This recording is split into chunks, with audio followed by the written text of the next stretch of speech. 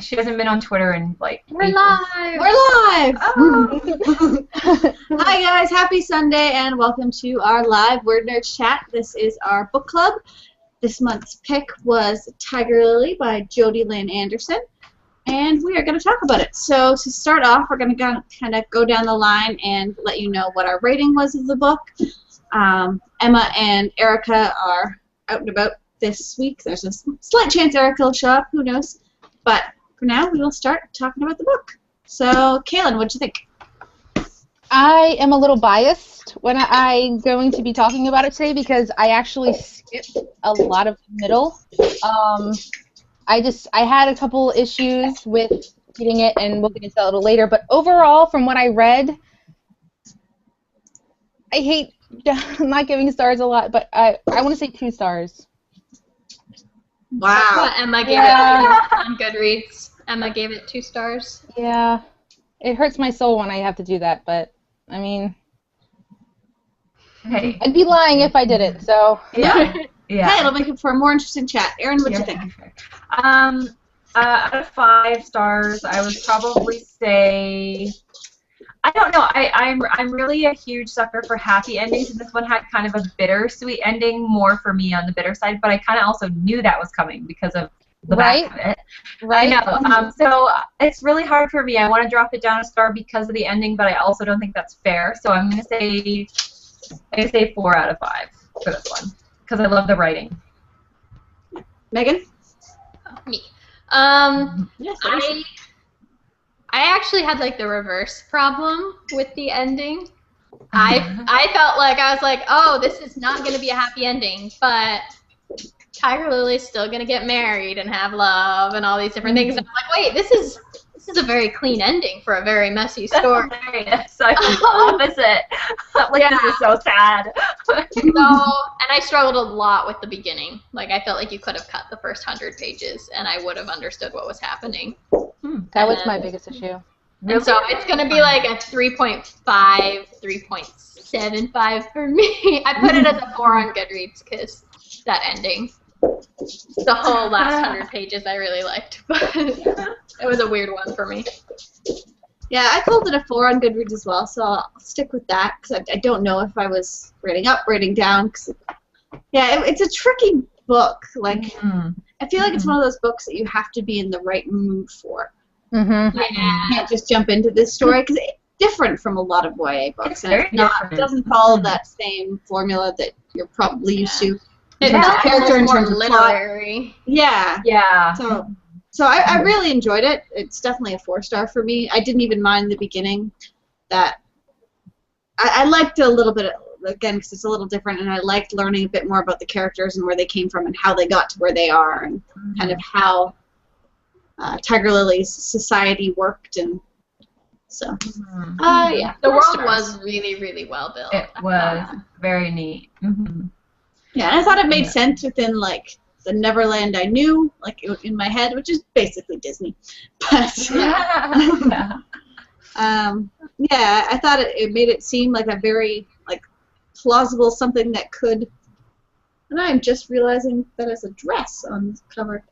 Yeah, it's a dress? Tinkerbell. Yeah, there's Tinkerbell. a leg on the, What? Yeah, if you turn it over, there's her shoulder and her arm too. It's Tinkerbell. Yeah. In her dress. I always Which thought it was kind a flower. I had an issue with that, actually, the cover. I know that it's nothing to do with the author, but it's one of the few YA books that actually has a main character of a different background, like a different culture, and I just thought it was such a shame that they couldn't put Tiger Lily on the cover rather than Tinkerbell, although I know Tinkerbell was the point of view, but I don't know. I was like a little disappointed. Tinkerbell was the point of view, but she definitely wasn't the main character. Yeah. Yeah. So I wouldn't say that was whitewashing the cover, but like on the verge of, maybe? I don't know. Yeah, I would say it's kind of whitewashing the cover, but I do really like the cover, especially because I always thought it was a flower. Yeah. Yeah, it's a well done cover. Tiger Lily. Actually that's true. Now I'm torn. It's sort of like a Tiger Lily, so. Yeah, I can forgive the whitewashing because it has the incorporating both characters into the cover, which is really cool. That's very clever, but also there was so much potential to have a native girl on the front cover representing Tiger Lily. So that, I think, was kind of Opportunity lost. Yeah, a little bit. So let's start off by talking about the narration. What did you think of the fact that Tinkerbell was the one telling Tiger Lily's story? And Personally, that was a face. when I first started reading it, I knew nothing about it. I couldn't remember why we picked the book. I was just like, oh, this is our book and we're gonna read it. And I got to the end of the first chapter, I'm like, Tink. What am I reading actually? I had no idea what it was. So I went to Goodreads and I read the synopsis. I'm like, oh, okay, so this might actually be pretty cool. But I think that was the biggest thing that kept me from really getting into it, is that in the beginning it was a lot of backstory at once, but I would get into the mindset of the characters, and it's like in third person almost, to where I'm seeing Tiger Lily and I'm seeing Peter, and then it would like shift out and Tinkerbell would start talking about something that she's doing, and I'm like, wait, what's happening? Like it completely pulled me back away. Like, I don't know, I didn't really like that mesh. Yeah. It just didn't work well for me. For me, it felt too convenient. It's like, oh, how nice is this that we have a fairy who can read their minds and tell all of their feelings and knows every little detail about everyone's history, so we don't have to wonder anyone's motivation. Right, and also apparently they couldn't see her when it stated several times that she glows in the dark. She's the size of a walnut. Like, I mean, I know she's small, but like if it's dark out and you're in like a small area, you're gonna see something glowing, like especially flitting around you. Who didn't see her? there were some scenes where there were a couple they swatted her away or whatnot, but yeah, I don't know. a lot of that. Like there was a couple mentions of he must not have noticed me or they must not have seen me.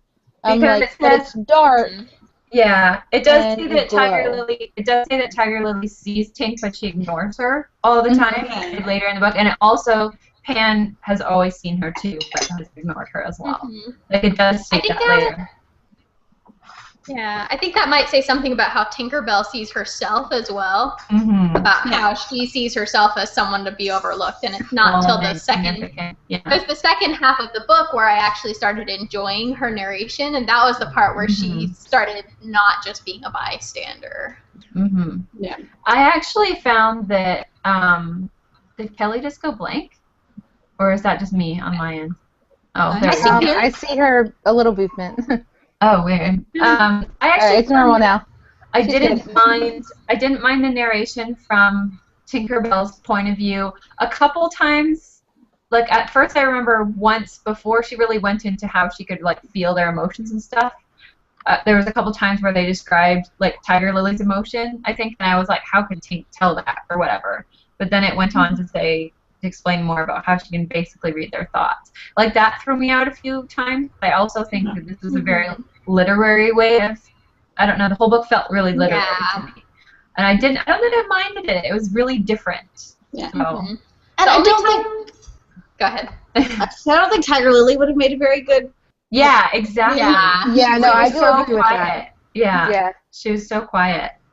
That we would have missed out a lot if they gone the more traditional route and told the story from her perspective. I did kind of like how, it's from her point of view, so like she can pretty much sneak anywhere. So you got the pirates in there, and you got the Lost Boys by themselves, without Tiger Lily around. So I did like how you got that complete view. It made it very three-dimensional. It's like an omniscient point of view, but through Tinkerbell instead of like a random narrator. So it's kind of cool. What did you guys think of Tiger Lily's character, like how she was so silent and wild? I did love her character. Me too. I loved how different she was and how she didn't care about being girly and all she wanted to do was hunt. So it was like, that part of it was really refreshing to read, and how because it wasn't even that typical, didn't care. Oh, I don't care about being girly. Yeah, she just fully didn't care. Yeah, like there was no lying in there. Like that was truthful, like wanting to hunt and wanting to do the boy things. And I love TikTok too. Like he was. I'm just gonna look at the name. Yeah. He was the best. Such a great character. Part of why the ending made me so sad. Yeah. Is because of what happened to TikTok. Yeah. So that was a huge reason why I was like, I'm depressed. But I thought they did that so well, like the gradual transition to like where he's an accepted member of society to where everyone's telling him to start doing things differently, and made me so mad. Yeah, they did really well. So angry. Yeah, that was so sad. And also, that's definitely why, like, very symbolic. Like that's why the book is very literary to me. Like later when she's like in the water after the thing with Peter, and she's like almost drowned by the mermaids, and she like wants to join TikTok or whatever. And I'm like, this is very feeling very symbolic to me, like that type of thing, you know. Mhm. So. What did you guys think of, this is the part that really bothered me, with the thing with Peter Pan and Wendy and stranding them on a rock. That made me twitch, because to me I felt like that was like a betrayal of who I thought Tiger Lily was, even though it turned out better. I don't know. I'm not sure, like, I don't know the original story well enough. Like, is that something that... In the original story, they kidnapped Tiger Lily. Yeah, She's she was tied up in never... a stake. Yeah. Mm-hmm. Peter So rescued her. in this one, she was almost like, if I can't have him, I'm going to kill both of them. And to me, that was like, to me, I didn't think that Tiger Lily was like that when I first started reading the book. I saw her as like more not conniving like that, you know. Even though she did turn around and say, I'm not going to do that afterwards, I still felt a little, almost like betrayed by that a little bit, by her character. Mm-hmm. Yeah, it felt like, very much like she'd said before, like, I can live without anybody. Mm-hmm. Like, when Peter was like, you can't live without me, she was like, I can live without anybody. Mm-hmm. And so it felt very much like, oh, well, clearly not.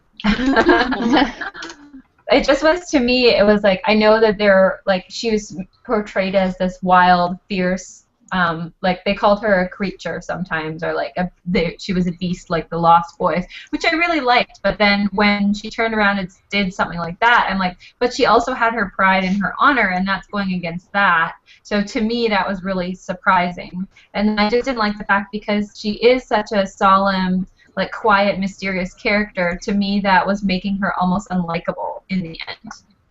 Like before she was likable, but because she also had that honorable side of her, right? So and that's kind of where it's only my opinion, because I skipped the middle of the book, so I would actually at least read the end by now. And so I went from, you know, I can't remember the part where I left it, but I came back in like the first time Wendy showed up, and all I saw was, you know, this beastly character in the beginning to, oh, you stole my man, so I'm going to have you both killed. Yeah, and that just kind of like really threw me off. I'm like, you can't leave out middle, or you won't like her at all. Yeah. No, that's why it was like in the middle. I'm like really growing attached to this character, and why it was so surprising she did that. Even though she did have the change of heart and she ended up rescuing them, it was like, it was also hard because you didn't see any like, there was no like moment where she was like, oh my gosh, what did I do? Like, I don't want to do this. It was just like Tinkerbell narrating her turning around and doing this. You know what I mean? So there was I didn't see the inner thoughts in that aspect of what she was going through. I feel like it almost reflected like what went down with TikTok, where for a second there he thought he could change who he was, and he sheared off his hair and started wearing the regular clothes, but it wasn't true to himself. And I think Tiger Lily, she kind of did the same thing in like this, I'm going to sacrifice them because I'm not feeling anything right now, and I'm hurting in ways I can't understand, so maybe if I make other people hurt, it'll feel better.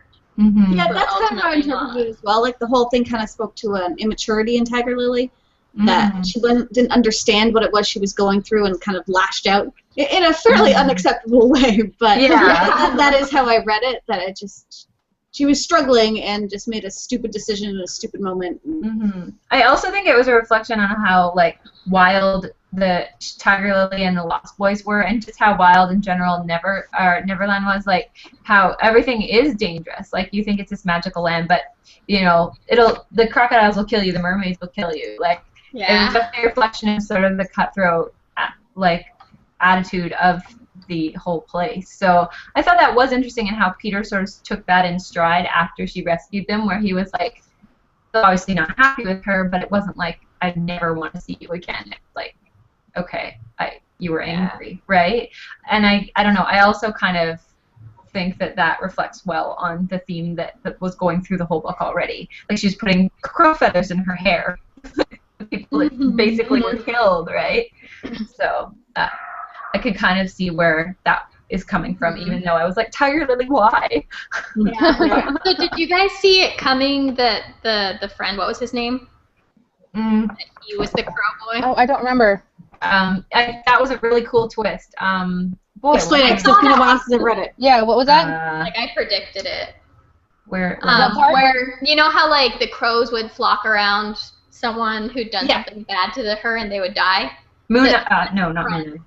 The best friend guy who she marries in the end, he was the one who could speak to the crows. Mm-hmm. Oh, see, I completely missed that part. Pine Yeah, sap. I think I did too. Pine sap, yeah. Yeah, I must have. Was that the end or was that in the middle somewhere? It might be. I've read the whole book and I think I missed that. Yeah, I totally missed that. Because she goes into him and she's like, I need a favor. Yeah. And the next She day, realized the crows flock the guy. On But I Phillips. had guessed that it was him to start with. Really? I didn't. I knew it wasn't Tiger Lily. Well, you know it's not. Yeah. That's true. 'Cause, I mean, you know, and that's another issue that I had with the narrative is, you know, Tink is supposed to be this fairy who is like pretty much all-seeing, and then when she comes back, she was shocked at their marriage. I'm like, I called that from the beginning. Yeah. Like, I knew Peter Pan was going to go away because that's kind of the story, but yes, but Tink and I knew that she was going to go with it. Yeah.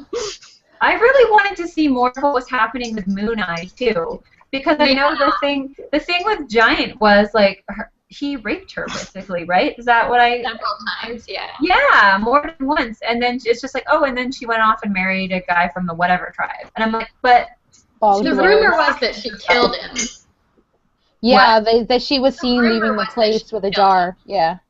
oh, okay, wow, okay, there's something I missed, Jodi. Okay, I need to, because for some reason I thought it was Pine Sap that did it. Okay. No, it was her. Okay, that makes a lot more sense. That was like the crows thing for me. Apparently, I missed that part. Okay, that's cool. I'm good with that ending. See, overall, it is a more subtle book than what I'm used to reading with YA. Yeah, very literary, definitely. And I'm not, like, I think that's why it's my problem with the ending. Like, when I read literary books, I'm like, the ending, meh. Like, that always happens to me. That always happens to me. So I think that's what it was with this one as well. Yeah. Because these books make you think a lot, right? And the ending is often bittersweet. And that's what it's meant to do, is make you think. Where I'm just I just thought, like, and then everyone was happy and married and had lots of babies. The end. And this book definitely did that. Like, even though it wasn't a 5-star for me, I know it sat with me for a long time after I finished it. I was thinking about it for a long time. I really, really liked the end. Yeah, very thought-provoking. Yeah, definitely. You really liked the end. That's so funny because I was like so torn about the end. As soon as I finished it, I was like sitting out on my different tea and I just sat there and I was like, am I sad What's or just happy? What am I feeling? Right now? Which is huge because a book has to be good to have that kind of like confusion and like an impact on you afterwards. Yeah, I mean, that's and in a way that you don't want how to it works. Yeah. Yeah, I mean, like, because a lot of books that we read, it's, you know, you meet your sweetheart and you're together forever, happily. You know, you don't really see a lot of breakups in young adult, and you don't see a lot of breakups and then moving on either. So it was refreshing to go back and to see her happy and, you know, married with kids. But not quite happy either, not 100% happy. Because I mean, it's the first love and everything that they, you know. Yeah. And she keeps, like, in the letter that he sent her at the end, he pretty much about to say, like, he thinks about her a lot. It's that first love that always sets with you, but you're able to move on after that. That's I guess the point that, you know, is trying to be made, and I really did actually like that part. Although it wasn't a surprise for me. Like, I kind of figured he was going to move in. I was telling Aaron before we started this, I'm pretty sure it was Aaron, that I thought it did a really good job of portraying, like, that fiery first love and how, like, nothing's going to compare to being in love for the first time because it's all those feelings are brand new. Yeah. But once you, like, move past that, you are able to have, like, the pine sap kind of love where it's more unconditional and more selfless. Yeah. And so I thought it was portrayed so well. And you also got, like, Tinkerbell's unrequited love in there, which made it a really interesting dynamic. For sure, and it was really interesting to see how she was fiercely loyal to Tiger Lily, but then also jealous of Tiger Lily because of Peter Pan's affection, and how she, I sometimes wish she would lose interest in Tiger Lily and he would focus on me, but that's impossible, so I'm just going to live vicariously through Tiger Lily. I found that a really interesting dynamic, like one I hadn't seen before. So. And a more realistic one, because, like, especially in YA, like, there's always that girl who gets all the guys, but doesn't mean you're not still her friend, and it's not, like, it's not just straightforward, oh, we hate this girl. Yes, it's so true. Everyone knows one of those girls that's just, like, so annoyingly perfect, but you can't help really like her. You're like, oh, you're so annoying, but I really, really like you. But everyone likes you, and I hate that everyone likes you, but you're caught up in the liking, you know? And that actually, I understand why they do. We have a comment on YouTube that kind of borders that as well. It's from Jen Hart's SQS. I don't. Jen really Hart's. Harks. It says, do you think Tiger Lily's actions were influenced by the mermaid's manipulations? I read it that she was emotionally vulnerable, and the mermaid took advantage of that. Maybe trying to rid Wendy and Tiger Lily so she could have Peter to herself. Because I guess the mermaid knew of Smead's, like, wanting to kill Tiger Lily, which was very anticlimactic when that actually came out. I was disappointed in that. But, yeah, actually, that's true. I do think the mermaid kind of, like, played into it, but I think that it would be cheating out on that whole story arc if it was just the mermaid who kind of forced her into it. I think that it's important that she kind of, like, made that decision herself and was sold on the decision with the mermaid. Yeah, so the mermaid was the nudge, but not necessarily the driving force behind. Yeah, because I think Tiger Lily knew that, like, the mermaids, they wanted to kill people, and, like, they were very conniving, but she chose to go along with it anyway. Like, there's even that one thing where it says, like, the mermaid reaches up and touches her foot, and she knows she should pull away, but she doesn't. Like, that to me was, like, symbolic of the fact that she's like, I know I should walk away from this, but I'm not going to. You know? She knew what she was getting into. Yeah. Okay, so remind me how the Smee storyline ends, because I was going to ask. I literally, like, she's walking back after, I think, saving them with the nest, and Smee jumps out. And what did she push him or something off the bridge? Yeah, and then she pushes him off the bridge. And that's it. Like she pushes him against the bridge, and the bridge breaks. Right. There was no fighting. There was no tussling around. Nothing. I think he did get his hands around her neck, but it said that she was too quick, and she got the best of the situation and just.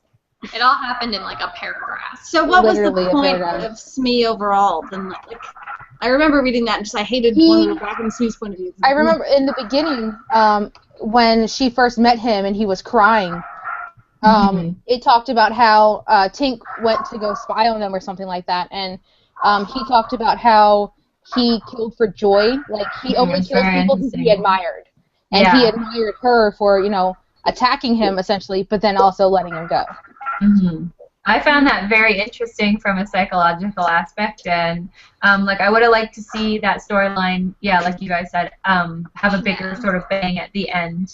Yeah, because as it was, he felt like a plot point more than like a character who that's the kind of the vibe I got as well. Yeah, but I did really like this portrayal of Smee, because he's portrayed as such like a goofball in the movie, and he doesn't really get a big part in the real books or whatever, but in this one he's kind of like this scary dude that's like, I really love killing, it's so fun, and I'm just like, oh, he's like a serial killer basically. So that was very unique portrayal of him. And how he had like that moral code of like, he only kills the people who he admires the most and stuff. It's like, oh, you're better than me, so you have to go. It's like this author just had a very cool idea for a character but wasn't really sure how to utilize him successfully through the whole arc. Which is hard because she already had that. It would have been hard because she had the thing with the sending the nest and stuff to Peter, and that was sort of the climax of that scene. And they're like, how do you weave Smee in? How do you top that? Well, I think that's why it was so anticlimactic, because I expected it to. Because the whole point of her doing this is so that Smee could get her. Like, and just, you know, Wendy and Peter's death was just going to be like, you know, frosting on the cake for Hook. Yeah. His way back into Hook's good graces. Yeah, exactly, yeah. What did you guys think about Hook's portrayal? That kind of threw me for a loop. Him. Very interesting. Like, he was very different than what I expected. He's a little sad, actually. I found his character a little sad, which was, I think, the author did a good job on that. Yeah. Mm-hmm. I feel like he's a really good... Sorry, I'm, like, talking a lot. He's a really good, like, foil to Peter, I guess. They're very much opposite. Peter's the boy who never wants to grow old, and can't. And Hook is the guy who wishes he could stay young forever, but he's growing old. Mm-hmm. He has, like, a huge... It's interesting. Was that just the only reason he was so intent on killing Peter? It was just because he stayed 15 forever? Is that what it was? Peter took his boys, too. His voice? His boys, the Lost Boys, they were Hook's. Oh, okay. I was like, I don't remember that part. Yeah, he took the Lost Boys and he killed a lot of Hook's crew, I think. Right, okay. So he's just been like this persistent thorn in his side, basically. Yeah. Yeah. I don't know, I could have done with a little more strong motivation there, although that was effective too. You definitely want to kill him. I definitely liked Hook because I thought he was very, like seemed like a real person, you know? He wasn't just like this character of he's a pirate. He's defined by other things. Yeah. The gator biting off his mustache. Yeah. And I think I wanted a little bit more of the classic Hook to go in there. Oh, and really? Everything was just rumors. Like, no, he didn't have this vengeance. Like, he didn't have to be the one that personally killed Peter. His, arm wasn't bitten off by an alligator. I was just about to say. What was it? Assembly line, like, working a mediocre job. Like, it definitely wasn't the Hook that I was expecting him to be. I liked that, and how he showed me that his arm was cut off in, like, the shape of a heel. Yeah. Because it was a boot factory. I was like, what? Yeah, but I think if they'd made him more the classic, like, they already had so much going on in terms of bad guys. Like, there wasn't room for more antagonism there.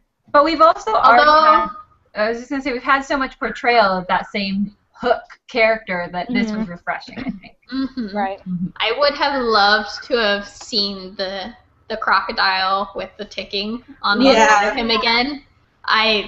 It could have been so creepy and so awesome, and I would have loved it if he was there again. That's true. Although I'm glad that she incorporated that into it. I thought that was how the story behind the clock and where it came from, and how she had that guilt as well about losing that on top of all the other guilt. It was kind of like this awful foreshadowing, though. Like, she threw the clock into the water, and she asked TikTok to not be himself, and he ended up putting himself into the water. So sad. And how he just left his dress by the shore. I was like, when I read that, say that it's Tiger Lily's fault at all, but she does. No. You know what made me so mad is I'm so glad they drove the missionary dudes out of the village afterwards, because I was so angry when he was like, "Oh, I'm sorry about TikTok." I'm like, "You bastard! You're the one that made him do this." Yes. Everything about that just set my nerves on edge. Yes.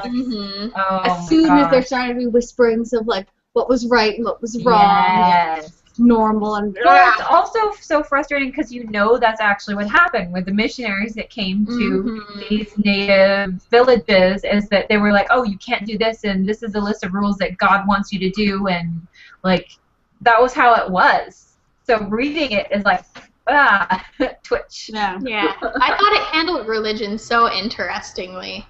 How they were all very obviously very religious, but in very different ways. Yeah.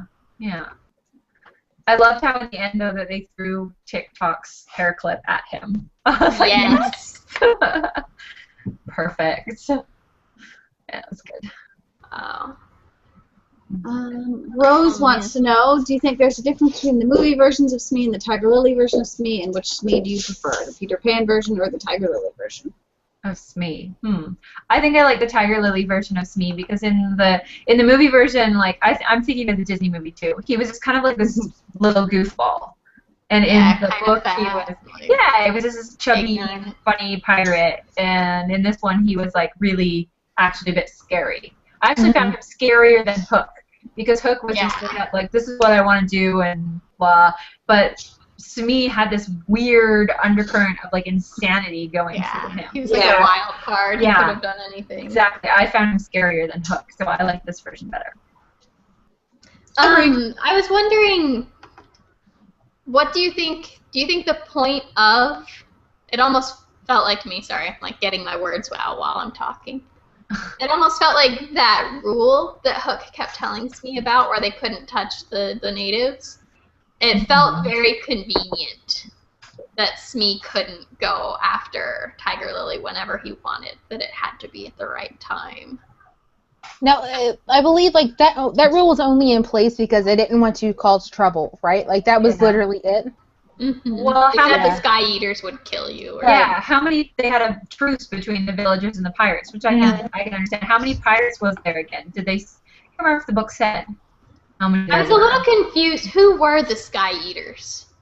They were the Tiger Lily's tribe. Yeah, Tiger Lily's tribe were the Sky Eaters. Okay, because like every time I read about them, she was like the Sky Eaters would blah blah blah, and I was like, are they deity or are they like? No, the Sky Eaters are what they're called, and then there was the bog. I can't remember. Bog dwellers. Yeah. Bog dwellers. Yeah. I knew them. That's what I took from it. The truce was there because not like if it was just the Sky Eaters, the pirates would have maybe just killed them all. But I got the idea that the truce was there because there was like hundreds of these tribes, and if the pirates messed with the one, they would probably be in trouble with all of the rest of them. That's what I took from it. You don't. It makes a lot more sense when you're not thinking of them as deity. Yeah. I was like, how can the gods be against you hurting Tiger Lily? Oh, yeah. Oh, that's where your confusion comes from. Yeah, I was so confused. It's interesting. Like a confusion point. Yeah, that we all have like things that we're like, oh, I did not get that. Right. It's a good thing we had this chat because all of this. That's too funny. No, I still don't know why they're called Sky Eaters though. Does anyone? Yeah. I feel like anyone called anything. Why didn't you tell us that? It was never explained. I don't think so. Interesting. I mean, because like everyone has, their names have meaning. Like TikTok changed his name to TikTok when he found the clock, and my favorite was like what was it, Aunt Sticky Feet or something like that. Yeah. When she stepped on the tar and then stepped on the feathers, so the bottom of her foot was like a fossil. I'm like, that's pretty cool. I like that. That was cute. So like you would think that like at least part of the name would be described a little bit, like what happened to them to call themselves the Sky Eaters. Maybe there was, and we all sometimes there's stuff that I don't know. I like to be left wondering about some things. That's such a like kind of a cool name that I'm okay with. Just kind of what could that have come from? Well, also, do you remember how it said they recorded every single sunset? Do you guys remember that part? Yeah, that was interesting. So obviously this guy has like some big meaning for them. So that's interesting to think about. They recorded every single one, and like they would discuss past sunsets and remember them. You remember the sunset where the cloud over the house was red? Oh yeah. Yeah, I thought that was really cool. Yeah. This is such a different cultural thing that we've never heard of, right? So I love stuff like that. I wonder how much research went into like studying different tribes and how much of it was pulled from real tribes and stuff. It'd be interesting to look that up. Yeah. So, Kaylin, I am wondering, what didn't you like? Talking about it, this was a really good book. So I can imagine it 2 stars. So what didn't you like? I think it was just the fact that I couldn't get into it with the point of view. I mean, I really liked Tiger Lily's character. I thought that, the best friend thing kind of fell in line. I expected it to. I think that if it was the same exact book, just told in past tense, not like Tinkerbell's present,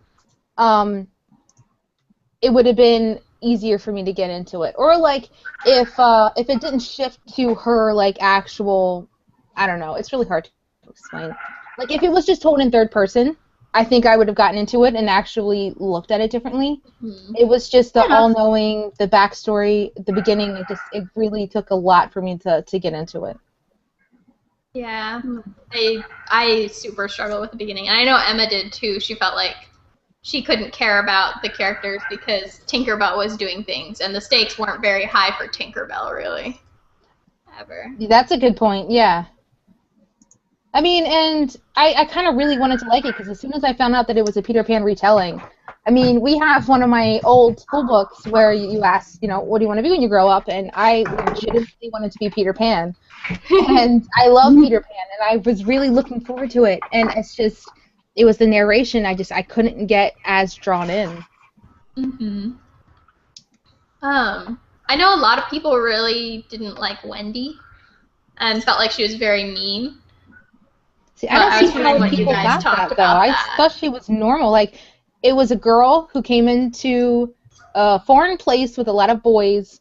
One just so happened to like her, and she was surrounded by boys, and she absorbed it. Like, I don't see that make her evil or mean or anything. She wasn't mean. I agree. Yeah, even after Tiger Lily tried to kill him, basically, Wendy was just kind of like disappointed more than anything because Tiger Lily didn't match up with her idea of who was good and who was evil.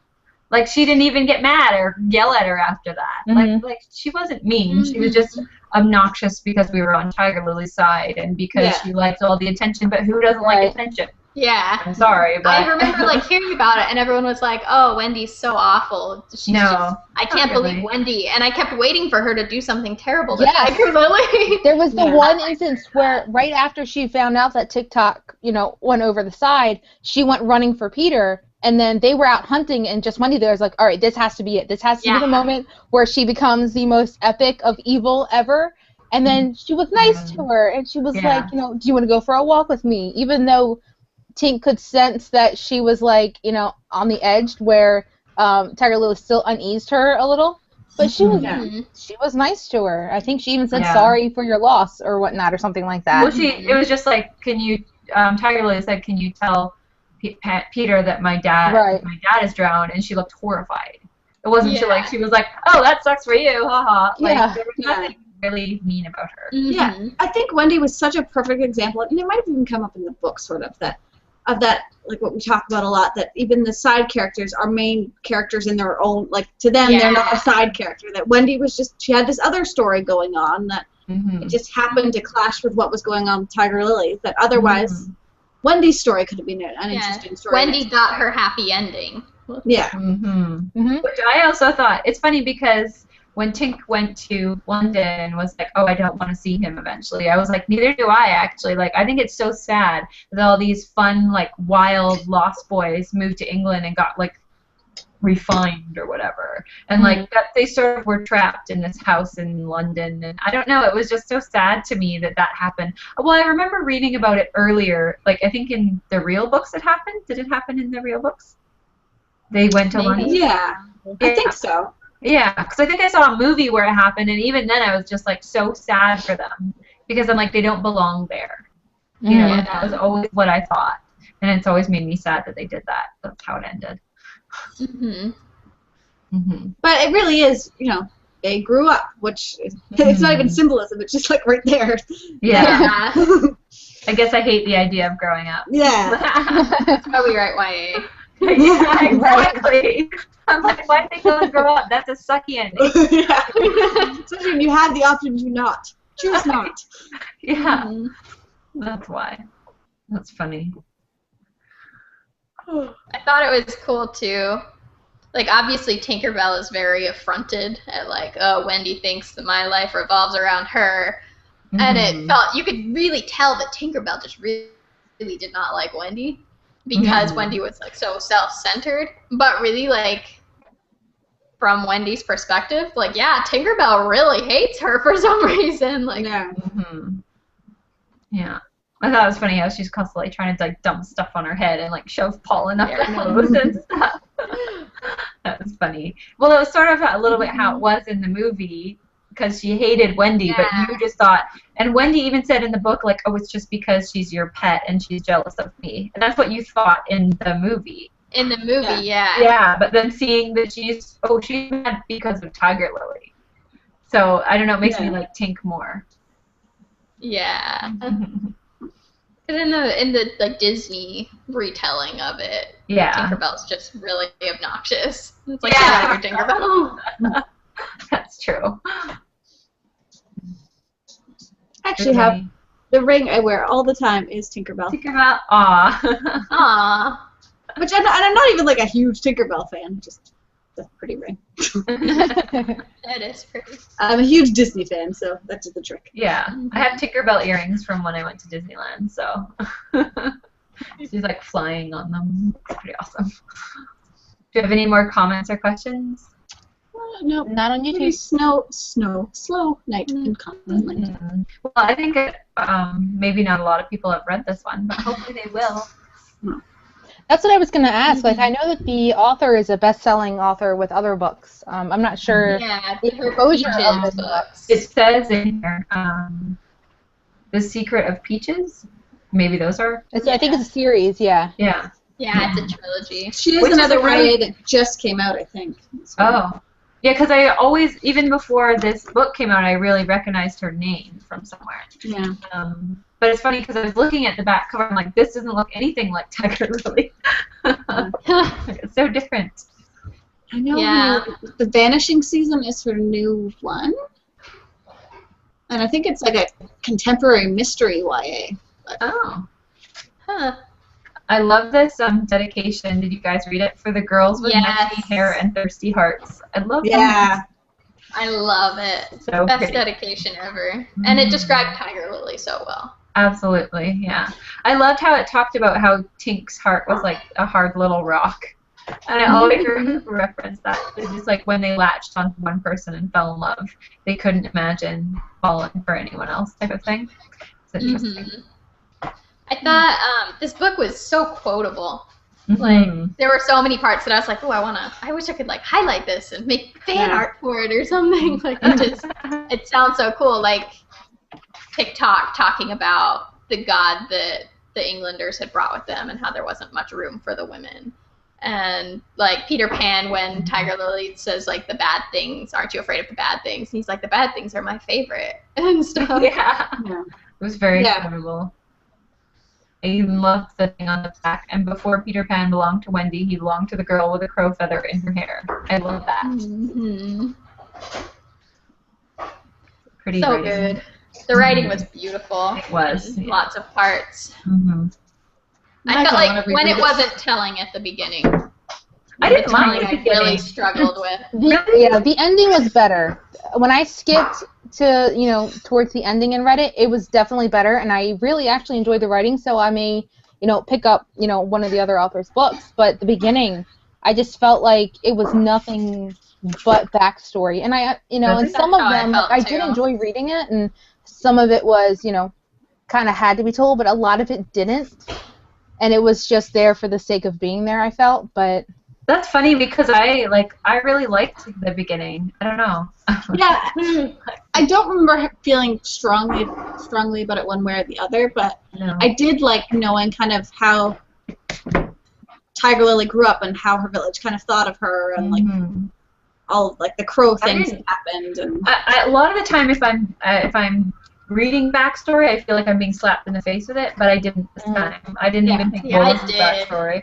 See, Huh, and I'm the interesting. opposite. I Like, a lot of totally times I felt like that. reading the backstory, and it's like, oh, I don't mind it, but I felt like I was kind of being drowned with it. Yeah. Yeah. For me, it felt like every new character that got introduced, I got to see their entire life. And Yeah. I only cared about it for Tiger Lily, really. And Yeah. I didn't care about the times Pine Sap had been picked on. It mattered that he was picked on. Mhm. So I didn't want to read about all the little things. I didn't mind it. I read this in like 2 days, I think. Yeah, I read it yesterday. Yeah. It wasn't hard to get through for me. well, does It's anyone have obviously good enough that we've been able to talk almost non-stop yeah on Yeah. that topic of the book. Yeah. Yeah, We haven't really considering we're gotten down off two topic. people, yeah. Yeah. that's true Well, there's a lot to talk about in it, so Yeah. it's definitely like Yeah. so many of our book clubs are just like I loved it you loved it I loved it But I think because we're so familiar, a lot with, Peter Pan, the story, that we're easily able to adapt our feelings to this book. Mm-hmm. I think in that does play the actual story plays a huge role in it. I think there's also a lot to talk about because, like as you said earlier, it's not like a lot of other YA books. We're so used to like the sort of formula YA book that this is like even the actual narration is really, really different. So there's a lot to talk about. Yeah, which definitely. I liked. I did too. I feel like it broadened my horizons. Breath of fresh air. Thanks, Jodi Lynn Anderson. Reading outside my box because it's not technically fantasy. I guess. I guess it is. It's like. I guess it's technically fantasy, but not. Yeah. I mean, I think the retelling kind of has its own genre now. Like, there's so many retellings that I think they fit into one category. I was like, it's not fantasy. Wait, it's narrated by a fairy, Aaron. Hello. See, and this is why I feel like it's so important that when you read a book, you talk to people about it, because talking about books are almost just as fun as reading them. Because now I'm talking, and Aaron made a good point. In the beginning, I was like, 2 stars, but like thinking about what I didn't like, the only thing that I really didn't like was the narration. So I'm like, I'm kind of thinking of maybe 3 stars. Like, I think 2 was a bit harsh because I actually liked the story. Yeah. I had a lot of problems getting into the narration of it, though. I also think like talking about books like this and reading books like this, which are a little bit out of my like zone that I normally stick to, is huge for learning how to write and like learning how to create an awesome story. Just like picking apart things and discussing them. I don't know, it really helps you come up with your own ideas and do stuff. Especially when there's something like if you don't like the voice, and you learn from like, what you don't like as much as you do from what you do. What works for you and what doesn't work. There's like, with a lot of the Tiger Lily narration, I liked most of it, and there was only a few parts that I didn't like. So that type of thing worked for me. It also tells you hugely about how, different people are. There'll be the one person that's giving it a 2 stars on Goodreads, and it was like, meh, and the other person that's like 6 stars, I loved every moment of it, huge difference in opinions, even just with the 4 of us. Right, and that encourages me to start writing more, because it's like, for every person who doesn't like it, there's going to be a person who likes it. Let that one negative comment get you down. Yeah, that's why I initially suggested this book, because I knew Emma didn't like it, and I really enjoyed it. So I knew there'd be at least a little bit more. Which is great, because usually, like we said, like most of the WordNerds are like, we love this book, and it's all just we love it, okay, we've established we love it, awesome, where do we go from now with this chat? I think it's cool too that like your ideas can change about a book. Like we've talked about Shatter Me all the time, and I hated the first book and I loved it by the end, and I kind of had a similar thing with this book. Like, I texted Emma at the beginning, and I was like, man, I wish someone would take Tiger Lily's hatchet and kill Tinkerbell so this story would be over. But by the end, I was, like, crying and, like, oh, my gosh, I can't believe that this is happening, and this is so good. Yeah. That's so funny. Why can't someone smush Tinkerbell? Aw. But she had me convinced by the end. I was converted. I liked it. Yeah, I think it was good. I think it worked. There was only one part where I was like, how does Tinkerbell know that, like, how is she in Tiger Lily's head? But then you find out because of the... I got really pulled out when Tinkerbell was like, this was the first time Tiger Lily had ever seen a pearl. And I was like, wait a minute, how do you know that? We don't even know what happened to Tiger Lily before she got found by what's-his-face. How do you know that she's never seen a pearl? That's the only time I remember getting, like, pissed off.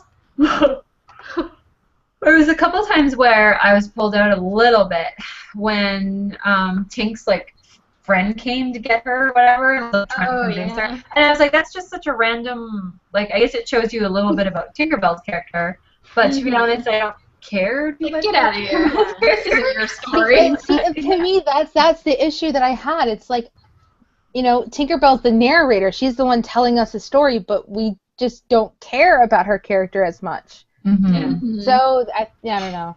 To me, she was a, like, what's it called? The omniscient point of view. Is that what it's Yeah. called? To me, she was just another version of an omniscient like narrator, and she didn't necessarily need to interject her like thoughts and stuff into it. And I actually get really pulled out when that happens, and I think that's like breaking the fourth wall or whatever it's called. Yeah. Because like I remember other books, like I don't know if you guys have ever read Map of Time. It's like this time travel steampunk thing, and the same thing happened. It was like an omniscient narrator, except he consistently broke the. Is it called the fourth wall? Yeah. Yeah, he consistently broke the fourth wall and like put his thoughts in, and I was like, I'm really close to throwing this across the room because I just am pulled out of the story repeatedly by this. And Tinkerbell didn't do that too much. There was a couple times where I was like, okay. Yeah. I don't care. I know that there was a scene. I know that there was a scene. I think something important was supposed to happen, but literally the only thing I can remember is Tinkerbell trying to pick up drops of water so she can snack and have a drink while she's watching the scene unfold. Like that I shouldn't be remembering that stuff. I should be remembering the scene that she's watching, that she's describing. All I think about is this little fairy trying to pick up water droplets. Yeah. Oh, I remember that part. It kept breaking apart. Yes. I remember. Yeah. By the end, though, because I definitely felt that way for the first half, but by the end, I quite liked being in Tinkerbell's point of view. And I found myself, like, relating to her a little bit, you know? Like, failed relationships in the past, like, sometimes it's better to, like, leave them in the past. How she, like, didn't want to see Peter then. And how she was so loyal to her friend, Tiger Lily, and things like that. Mm-hmm. Well, did you start relating to her when she actually started interacting with the characters more? Oh, yeah. It wasn't until she Because I think that was a big turning point, is her actually getting to interact. But just, like, sitting on the sidelines, telling what happened, is what really threw me out. Once she started interacting in the end, I thought it was easy. How she would, you know, she couldn't talk to them, but she bit them and stuff like that. I kind of thought that was fun. Yeah, she became a character in the story rather than a character watching the story. It drove me crazy how no one paid attention to her. I was like, right, exactly. Like, how would you not, like, you can hear, I'm sure you can hear the wings, because I'm sure she's bigger than a fly, and if there's a fly in the room, that's all I can think about is getting that fly she was the size out of the a room. walnut. Okay, so they're small, but they're big enough. Like, yeah, if it's like, you didn't see her, you definitely heard the wings. Yeah. I guess they're like, just go away, fairy. I don't care about you. Yeah. I love the part. I feel like it said a lot about their characters when they were coming in from the water, and Peter like flicked Tinkerbell aside and left her there, and Tiger Lily went back for her. I feel like that showed like the crucial difference between Peter Pan and Tiger Lily. I think it was because I would definitely say like because Peter is like careless and wild and crazy. He didn't necessarily do things on purpose. But he would have accidentally killed her, and Tiger Lily was like careful and meticulous. And it definitely is almost foreshadowing for even what the mermaid was saying. He won't mean to do it, but he'll destroy it. He'll do it, yeah. Exactly. And that's like huge symbolism. Like he almost drowned Tinkerbell accidentally, and he wouldn't even have noticed. You know. I don't know. Final thoughts. I don't know how long we've been chatting. About an hour. About an hour. I don't know. I really felt like it was realistic that Peter, because he was so wild and motherless and stuff, that he wanted someone to need him.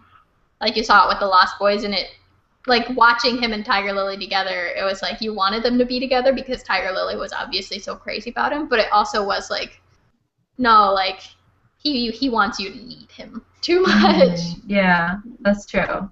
It did even say that towards the end, something about that. I can't remember what the exact words were, but that Peter needed her to be something. I just remember Tink talking when she came back after her time in London, and she was talking about how like Tiger Lily was happier with, I don't remember his name. What was the best one? Pine Sap, yeah. Pine Sap.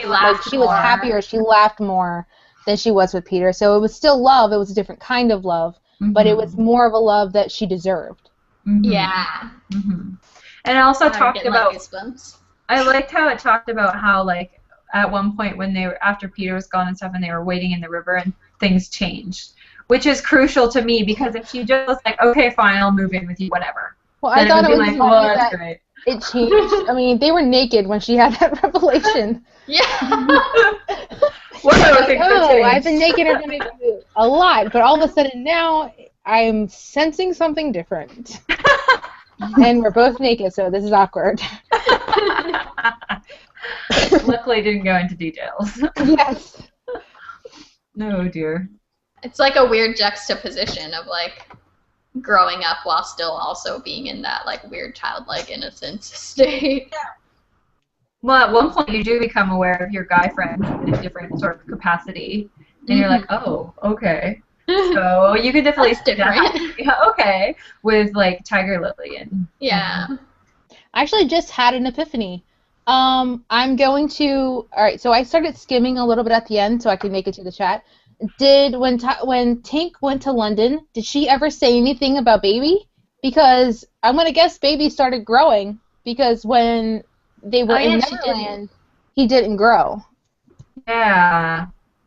Like he I was, had no idea. like He was a baby. a baby for infinity, you know. But then he grew. So that would have been curious. I would have, out of all of them, while Tink was in London, I would have wanted to know about Baby. Like, what is he up to now? You know, he's 50 years old, so. I don't think that there was there any mention of Baby. I don't think there was. I don't think there was. It No. could have. It could have been the guy that Could have greeted. been the guy who opened the window. Maybe, but it said he looked like Peter, didn't it? Well, yeah, I think Nose. I assumed that was, but it said Peter's smile or Yeah. Peter's touch, so I That's assumed true. that was their children Yeah. because he said he was in his 20s, and I think that it's like 50 years passed by the time that Tink went there. Yeah. Mhm. So I So- assumed that was Yeah. their children. We don't Yeah. get a ton of what happened to any of the Yeah, rest that's of the true. Lost Mhm. Boys. Yeah, that's true. I'd like a novella or something, so I could just like read what happens to them. I don't know if I'd want that. It's like depressing to me. I just don't like questions. I'm like, no, I just want all the answers. I don't want to think critically. Don't Wrap everything up for me. give me like epilogue of Harry Potter. Oh Give me no! Everyone, so many people hated that though. that. Like it's too wrapped up too neatly. I'm like, are you kidding me? I like would have been sad without that. Yeah, I'm not Yeah. sure he went through decades of therapy in between those times. So She just didn't mention the therapist when he was standing at the train tracks. yeah, he probably wasn't thinking of his therapist right then. Yeah, exactly. Oh dear. All right, shall we wrap this up? Let's do it. Let's do it. I'm glad we talked about this because it made for a really interesting chat and like Yeah. Yeah, Yeah, definitely. yeah. Our Our next book there's only club. 4 of us. Yeah. Oh, there you go. There it is, Smoking Bone. I think this is going to be another one where I'll just like, yeah, I loved it. Yeah. Okay, well then, while I'm reading, I'm going to try and find at least 2 critical things to Yeah. talk about. Oh, I'm going to have- make it I have point a to couple find of something to things. talk about. I have a couple things that I didn't like as much, but overall, it's an amazing book. And for this one, we are just doing the first book, not the whole series, because Yeah. Right. they are big. So if you go on to read the whole series, you won't regret it. Yeah. Yeah? Same. I haven't read 2 or 3 yet. Me neither. I own them both, but I haven't read them. Really? I've read 2, not 3 yet. Yeah. Good. I want to buy them all in paperback, and so Aren't they all? They're all Waiting. out, right? But they're so Yeah, well, no, pretty no. in hardcover. they're so pretty in pretty, hardcover, but yes. I'm really poor. Yeah, they are expensive. So I got the first 2 hardcover, but at Chapters, like their bargain section. oh. Oh, nice. Oh, And then I had the first 2 in hardcover, so I had to buy the 3rd one in hardcover. apparently I have to go to the bargain section. You do. Like, their YA section's pretty good. Really? Okay. Sometimes it's mostly just, like, weird ones you've never heard of and you have no intention of ever reading. But there's good. There is also Lainey Taylor. I forgot the author's name for a second. Yeah. And then next week, I think we decided we're talking about killing characters. Yes, killing characters, Yikes. as per someone's suggestion. Someone's very good suggestion. Awesome. That's right. I do remember that. Yep. My memory is shot. Alright. All right. Thanks so much for watching, everyone who tuned in today. We enjoyed talking about this. And if you haven't read the book yet, I very much hope you will because it'll leave you thinking about the story for at least a few days. Mhm. It's saying a lot, I think. Mhm. So, have a good night, everyone, and we will see you next week and throughout the week. Mhm. Bye.